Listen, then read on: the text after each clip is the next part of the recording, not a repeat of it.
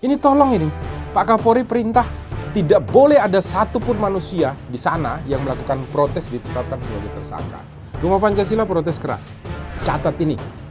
Lakukanlah setiap penegakan hukum dalam bingkai Pancasila. Tidak menabrak ketuhanan yang Maha Esa, tidak menabrak kemanusiaan yang adil dan beradab. Menjaga bangsa, menjaga negara, mewujudkan keadilan sosial. Bagi siapa?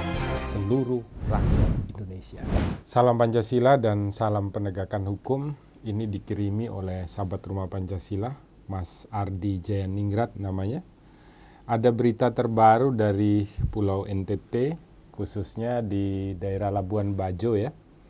Ketika ada demonstrasi dari Forum Masyarakat Peduli Pariwisata atau Formapi, yang mana mereka memprotes ya dengan biaya sebesar 3,7.500.000 ya tiket masuk ke Pulau Komodo dan ke Pulau Radar. Kemudian ketua daripada Formapi Manggarai Barat berinisial RT ini ditetapkan sebagai tersangka. Penetapannya pun dengan menggunakan Undang-Undang Nomor 1 Tahun 1946 ya, khususnya pasal 14. Ini tentang menyiarkan kabar bohong yang menimbulkan keonaran di dalam masyarakat. Itu diancam pidananya 10 tahun loh, tidak main-main. Padahal Undang-Undang Nomor 1 Tahun 1946 ini di dalam pertimbangannya sudah menjelaskan kalau nanti ternyata sudah ada peraturan-peraturan pidana yang dibuat di dalam undang-undang, maka sebenarnya undang-undang ini sudah tidak berlaku lagi. Kemudian ini adalah bagaimana masyarakat Indonesia dijamin ya oleh Undang-Undang Dasar dan Undang-Undang Kebebasan Menyampaikan Pendapat untuk menyampaikan pendapat mereka, maka mereka ini justru harus dikawal dan dilindungi oleh polisi sehingga tidak melakukan hal-hal yang salah ketika mereka menyampaikan pendapat di muka umum, termasuk melakukan mogok massal. Ini dijamin oleh undang-undang. Dan yang menjamin itu Undang-Undang Dasar 1945, paling tinggi secara hierarki aturan perundang-undangan. Karena dari Undang-Undang Dasar 45 inilah lahir berbagai macam peraturan perundangan yang lain yang ada di rumah Indonesia. Maka tidak bisa serta-merta mereka hadir, turun ke jalan di dalam ruang publik karena ada kebijakan aturan yang dikeluarkan oleh Presiden Republik Indonesia dan Gubernur NTT. Dan masyarakat sebagai raja di rumah Indonesia menyampaikan pendapatnya, sekalipun hanya satu orang, itu wajib diberikan perlindungan. Tidak boleh ditetapkan sebagai tersangka, apalagi dengan memakai peraturan perundang-undangan seolah-olah dia menyampaikan kabar bohong, menggerakkan masyarakat untuk menimbulkan keonaran. Tidak bisa. Ini adalah cara-cara dari pemerintahan otoriter yang kemudian membungkam partisipasi masyarakat di dalam memberikan kritik dan masukan terhadap pemerintah ketika mengeluarkan sebuah aturan atau kebijakan di dalam masyarakat. Tidak boleh ini. Termasuk diterapkannya pasal 336. 336 itu tentang perkosaan loh, kesusilaan di muka publik loh. Apa ada terjadi di sana itu? Ancamannya ada yang 2 tahun, ada yang 5 tahun.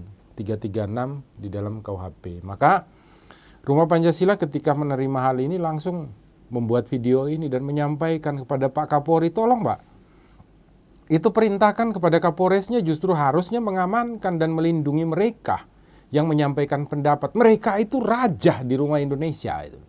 Sedangkan presiden dan gubernur yang membuat kebijakan dan aturan itu adalah hamba, pelayan bagi mereka. Maka mereka harus mendengar.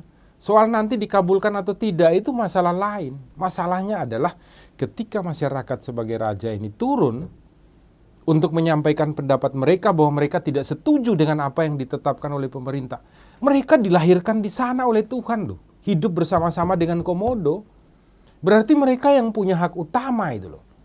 Untuk menentukan itu loh. Harga berapa orang boleh masuk di wilayah mereka itu loh.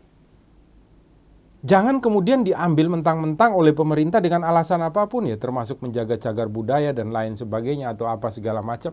Ini tidak masuk akal bagi Rumah Pancasila dan klinik hukum ketika memahami tentang hal ini. Berikanlah perlindungan kepada alam berbeda dengan cara untuk menaikkan harga itu loh. Karena mereka hidup dari sana itu loh.